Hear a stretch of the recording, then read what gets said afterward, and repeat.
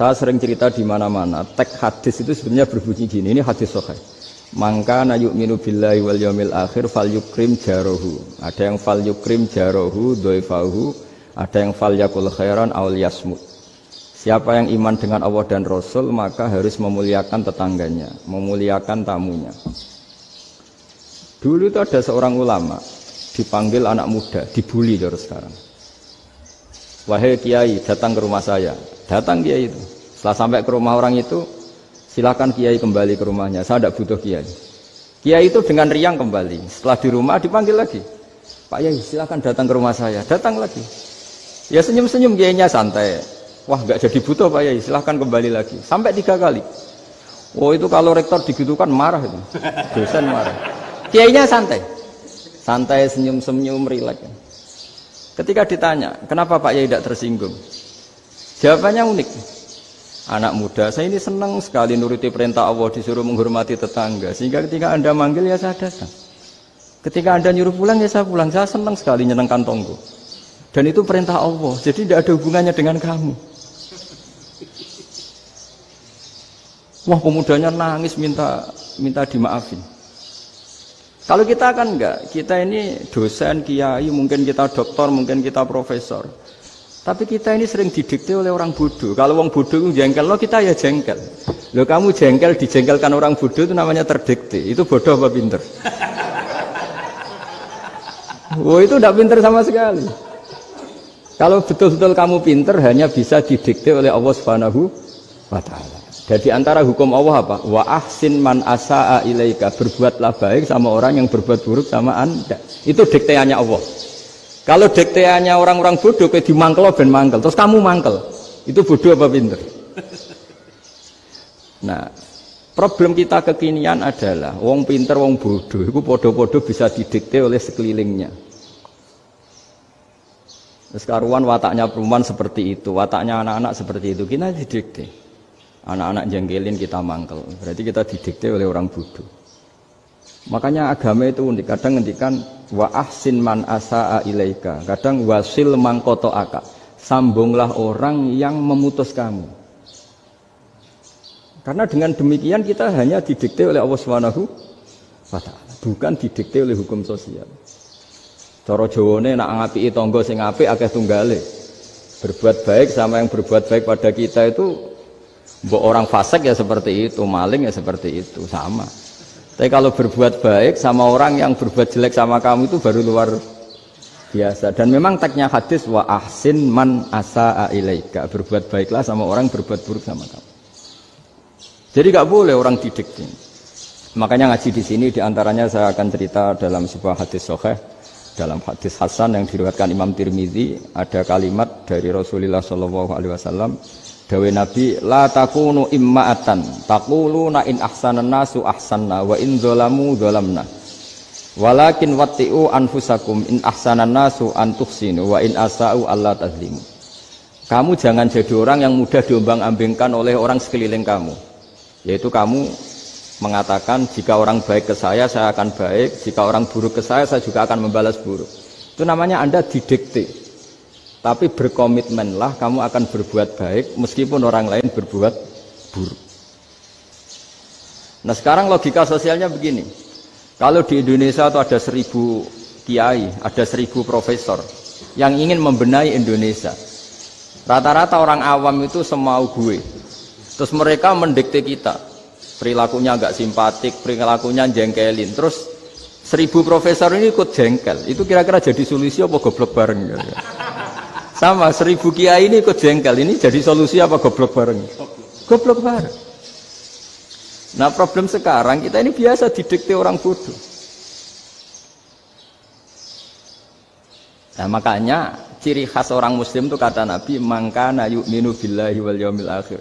Jadi baik tetangga karena perintahnya Allah dan Rasul. Pentingnya apa? Bedanya karena berbuat baik ini perintahnya Allah, mbok tangga apik lah kita tetap apik karena perintahnya Allah dan Rasul. Begitu juga dengan hubungan dengan istri, dengan anak. Bojomu lagi cerewet lah, ya tetap apik. Karena dengan cara itu kita hanya tunduk kepada Allah dan Rasul. Tapi kalau kamu, istri saya kalau baik ya saya baik, kalau enggak ya enggak. Berarti Anda didikte oleh perilakunya dia. Itu latihan, ya kalau dalam bahasa pondok latihan jadi wali itu yang paling berat itu. Nabi itu kalau sama orang munafik itu sabarnya Masya Allah. Padahal Nabi perso kalau orang itu orang munafik. Karena dengan cara seperti itu, bahwa kebaikan Nabi pada seseorang itu atas perintahnya Allah dan Rasul, bukan atas nama servis. Kalau Nabi hanya baik kepada Abu Bakar, itu mungkin orang bilang, wisadune wong Abu Bakar baik sama Nabi. Tapi kalau Nabi baik sama orang munafik, Abdullah bin Ubay bin Salul, itu kalau nggak perintahnya Allah dan Rasul itu nggak bisa. Nah ini cobalah berlatih seperti itu sehingga kita tidak mudah didikte. Ya saya ulang lagi nggak mudah apa? Didikte. Maka di antara kebaikan Allah dan Rasul adalah bahkan orang dolim saja diberi jatah rahmat. Makanya tadi seperti mukadimah yang dibaca Pak Haris tadi, agama ini rahmatan lil alamin. Orang yang dolim saja dapat jatah apa? Rahmat, apalagi yang soleh. Nah kemudian yang perlu dicatat, kenapa kita menjadi enjoy dengan Islam? Islam itu adalah agama yang tidak didikte oleh materi.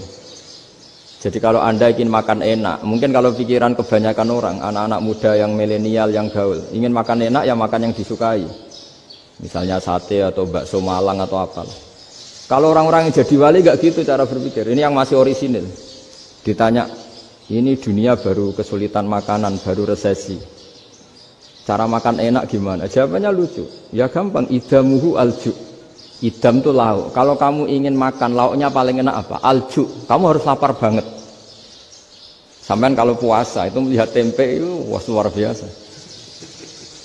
Tapi kalau kamu nggak puasa, air putih itu nggak menantang.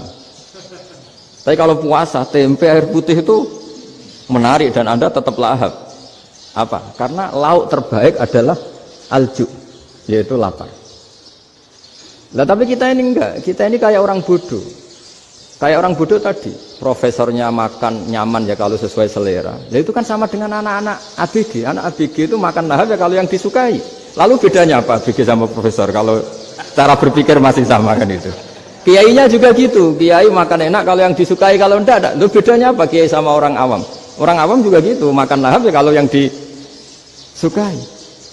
Nah ternyata perilaku kita ini yang pintar sama yang bodoh sama Mas. Kalau kamu ingin berkasta lebih baik, itu cara makan enak itu apa? Idamuhu al-ju'. Lauk terbaik adalah karena kita sangat lapar. Makanya masyhur dalam cerita-cerita tarikh sirah nabawiyah. Nabi diberi hadiah, beberapa hadiah. Di antaranya ada yang diterima, ada yang enggak. Termasuk yang dikembalikan itu dokter. Ada seorang raja memberi hadiah Nabi dokter Tobit. Itu sama Nabi dikembalikan. Karena dokter ini sudah lama kumpul Nabi itu nggak pernah sakit. Akhirnya dokter ini putus asa, ini nggak perlu diobatin. Ketika ditanya, kenapa ya Rasulullah engkau tidak pernah sakit? Karena kita ini kaum, kita ini komunitas masyarakat yang tidak akan makan kecuali lapar. Dan kalau sudah makan berhenti sebelum kenyang. Jadi sederhana sekali pengobatan zaman Nabi. Sebagian besar penyakit itu pasti disebabkan kita ceroboh dalam hal makan. Sudah ngerti kalau durian masalah, kalau makan durian ini enggak kehitung gitu. Apalagi kalau gratisan itu tambah banyak. Gitu. Pola tidur juga gitu kata Nabi, dan kita tidak tidur kalau tidak sangat ngantuk. Nah, itu namanya orang-orang soleh yang sudah tidak didikte materi. Kalau yang didikte materi kan bisa tidur nyenyak kalau kasurnya enak, AC gini-gini. Sebenarnya enggak, tidur enak itu ya kalau sangat ngantuk. Mbok di gudang, mbok di bis, kalau sangat ngantuk ya semuanya ya enak. Sama, mbok lapar, mbok hanya tempe, tapi kalau sangat lapar itu ya enak. Nah ini ilmu yang mulai hilang, ilmu-ilmu yang mulai hilang.